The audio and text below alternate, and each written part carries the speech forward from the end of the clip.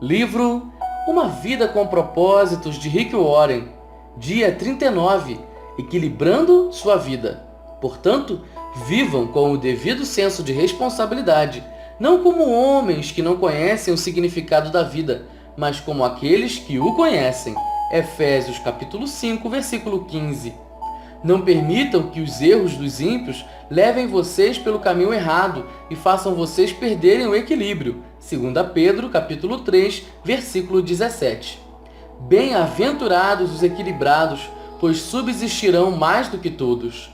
Uma das competições das Olimpíadas de Verão é o pentatlo. Ele é composto de 5 modalidades: tiro ao alvo, esgrima, equitação, corrida e natação. O objetivo do pentatlo é vencer todas as 5, e não apenas uma ou duas. Sua vida é um pentatlo, com 5 propósitos, que devem ser mantidos em equilíbrio. Esses propósitos foram praticados pelos primeiros cristãos em Atos 2, explicados por Paulo em Efésios 4 e exemplificados por Jesus em João 17, mas estão resumidos no grande mandamento e na grande comissão de Jesus. Essas 2 declarações resumem todo este livro, os 5 propósitos de Deus para a sua vida. 1. Ame a Deus de todo o seu coração. Você foi planejado para o prazer de Deus, logo seu propósito é amar a Deus por meio da adoração. 2. Ame ao próximo como a ti mesmo. Você foi formado para servir, então seu propósito é demonstrar amor pelas outras pessoas por meio do ministério. 3. Vão e façam discípulos. Você foi feito para uma missão, então seu propósito é compartilhar a mensagem de Deus por meio da evangelização. 4. Batize-os. Você foi formado para fazer parte da família de Deus, então seu propósito é de se identificar com sua igreja por meio da comunhão. 5. Ensine-os todas as coisas. Você foi criado para se tornar semelhante a Cristo, então seu propósito é amadurecer por meio do discipulado. Um compromisso sério com o grande mandamento e a grande comissão fará de você um grande cristão. Manter os 5 propósitos em equilíbrio não é tarefa fácil. Todos tendemos a exagerar nos propósitos que nos despertam maior paixão e negligenciar os outros. As igrejas fazem a mesma coisa, mas você pode manter sua vida equilibrada e firme no caminho, juntando-se um pequeno grupo para prestar contas uns aos outros, avaliando regularmente sua saúde espiritual, registrando seu progresso em um diário pessoal e passando o que aprendeu para os outros. Essas 4 atividades são importantes para um viver dirigido por um propósito. Se você prima por se manter no caminho certo, precisará desenvolver esses hábitos. Converse sobre o assunto com um companheiro espiritual ou em um grupo pequeno. A melhor maneira de assimilar as ideias desse livro é discuti-las com outras pessoas no ambiente de um grupo pequeno. A Bíblia diz: como ferro afia o ferro, da mesma maneira as pessoas podem ajudar a melhorar umas às outras. Aprendemos melhor em comunidade. Nossa mente fica mais aguçada, nossas convicções mais intensas por meio da conversa. Eu o exorto veementemente a juntar um pequeno grupo de amigos e formar um grupo de leitura de Uma Vida com Propósitos, a fim de rever esses capítulos semanalmente. Vocês devem discutir as implicações e as aplicações de cada capítulo. Devem perguntar: e daí? E agora? O que isso significa para mim, para minha família, nossa igreja? O que vou fazer a respeito disso? Paulo disse: ponham em prática o que vocês receberam e aprenderam. Um pequeno grupo de leitura proporciona muitos benefícios que não podem ser alcançados somente por um livro. Vocês podem dar e receber opiniões sobre os que estão aprendendo, podem tratar de exemplos da vida real, podem orar, incentivar e apoiar uns aos outros à medida que começarem a viver esses propósitos. Lembrem-se de que fomos feitos para crescer juntos e não separadamente. A Bíblia diz: encorajem uns aos outros e deem forças uns aos outros. Também o encorajo a estudar a Bíblia individualmente. Visando a manter esses capítulos adequados à leitura diária, me foi impossível explicar o fascinante contexto da maioria dos versículos utilizados. Entretanto, a Bíblia foi feita para ser estudada por parágrafos, capítulos e até mesmo livros inteiros.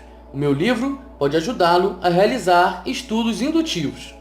Faça em si mesmo uma inspeção espiritual periódica. A melhor forma de equilibrar os 5 propósitos na sua vida é fazer uma avaliação periódica de si mesmo. Deus dá grande valor ao hábito de autoavaliação. Somos orientados pelo menos 5 vezes nas Escrituras a verificar e examinar nossa saúde espiritual. A Bíblia diz: examinem-se para terem certeza de que estão firmes na fé.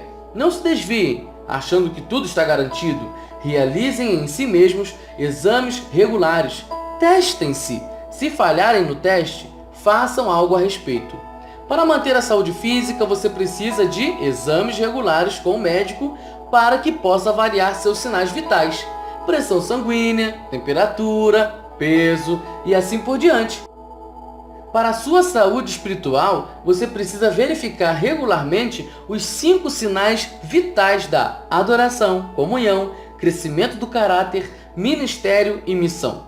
Jeremias aconselhou: vamos fazer um bom exame na maneira que estamos vivendo e reorganizar nossa vida debaixo da autoridade de Deus. Na Saddleback Church, desenvolvemos uma ferramenta simples de avaliação pessoal que tem auxiliado milhares de pessoas a permanecer no propósito de Deus. Você ficará surpreso ao ver como essa ferramenta o ajudará a alcançar o equilíbrio para uma vida saudável e de crescimento. Paulo disse que a ideia entusiástica do princípio seja igualada pela ação realista do presente. Anotar seu progresso em um diário.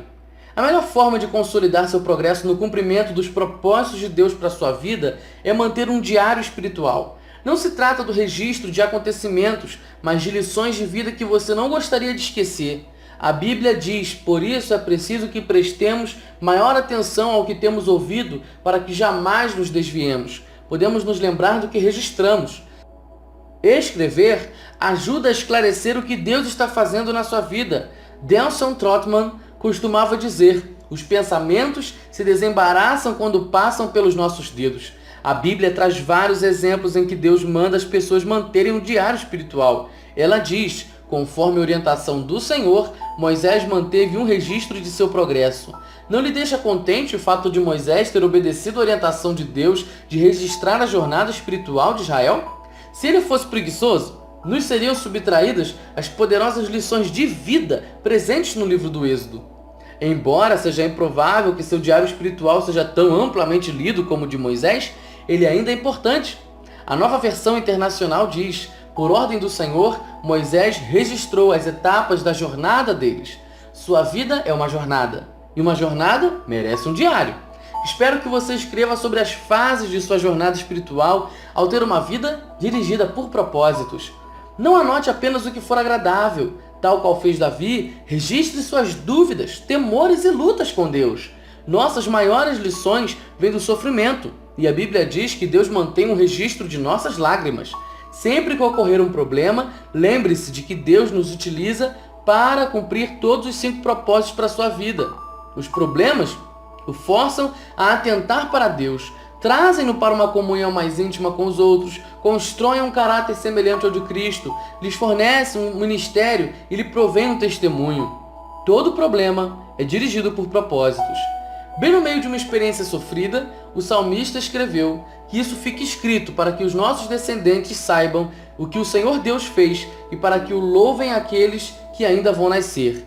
Você deve às futuras gerações a preservação do relato de como Deus o ajudou a cumprir os propósitos dele na terra. Trata-se de um testemunho que continuará a ser dado muito após você estar no céu. Transmita aos outros aquilo que você sabe. Se você quer continuar crescendo, a melhor forma de aprender mais é transmitir o que já aprendeu. O livro de Provérbios diz: quem abençoa os outros é abundantemente abençoado. Os que ajudam os outros serão ajudados. Aqueles que passam adiante suas percepções obtêm ainda mais de Deus. Agora que compreende o propósito da vida, você tem a responsabilidade de levar essa mensagem aos outros. Deus o está chamando para ser seu mensageiro. Paulo disse: agora quero que você diga essas mesmas coisas a seguidores confiáveis para que as possam dizer aos outros. Nesse livro, passei a você o que aprendi com outras pessoas sobre o propósito da vida. Agora é a sua vez de transmitir esses conhecimentos a outras pessoas. Você provavelmente conhece centenas de pessoas que não sabem qual é o propósito da vida. Compartilhe essas verdades com seus filhos, amigos, vizinhos e aqueles com quem trabalha. Se você der esse livro a um amigo, adicione um bilhete pessoal na página da dedicatória. Quanto mais você sabe, mais Deus espera que você use tal conhecimento para ajudar os outros. Tiago disse: quem sabe que deve fazer o bem e não o faz, comete pecado. O conhecimento aumenta a responsabilidade. Porém, transmitir o propósito da vida é mais do que uma obrigação. É um dos grandes privilégios da vida. Imagine como o mundo seria diferente se todos conhecessem seu propósito. Paulo disse: se você transmitir essas instruções aos irmãos, será um bom ministro de Cristo Jesus. Tudo se destina à glória de Deus. O motivo pelo qual transmitimos o que aprendemos é a glória de Deus e o crescimento do seu reino. Na noite anterior à crucificação, Jesus disse ao Pai: eu te glorifiquei na terra, completando a obra que me deste para fazer. Quando Jesus orou com essas palavras, ainda não tinha morrido por nossos pecados. Então, que obra ele havia completado? Nesse caso, ele estava se referindo a algo distinto da expiação. A resposta está no que ele disse nos 20 versículos seguintes de sua oração. Jesus disse ao Pai o que havia feito nos últimos 3 anos, a preparação dos discípulos para viver os propósitos de Deus. Ele os ajudou a conhecer, a amar a Deus, a adorar, ensinou a amarem uns aos outros, a comunhão, deu-lhes a palavra para que amadurecessem, isso é discipulado, mostrou-lhes como servir, ministério, e enviou-os a levar o evangelho aos outros, a missão. Jesus foi o exemplo de uma vida dirigida por propósitos e também ensinou aos outros como vivê-la. Essa foi a obra que glorificou a Deus. Hoje em dia, Deus chama a cada um de nós para realizarmos a mesma obra. Ele não quer apenas que vivamos seus propósitos, mas que ajudemos as outras pessoas a fazer o mesmo. Deus quer que apresentemos Cristo às pessoas, trazendo-as para a comunhão, ajudando-as a amadurecer e descobrir como servir, e então que tornemos a enviá-las para que mais pessoas sejam alcançadas. É disso que se trata uma vida dirigida por propósitos. Independentemente de sua idade, o resto de sua vida pode ser a melhor parte dela, e você pode começar hoje a viver com propósitos. 39º dia, pensando sobre o meu propósito. Um tema para reflexão.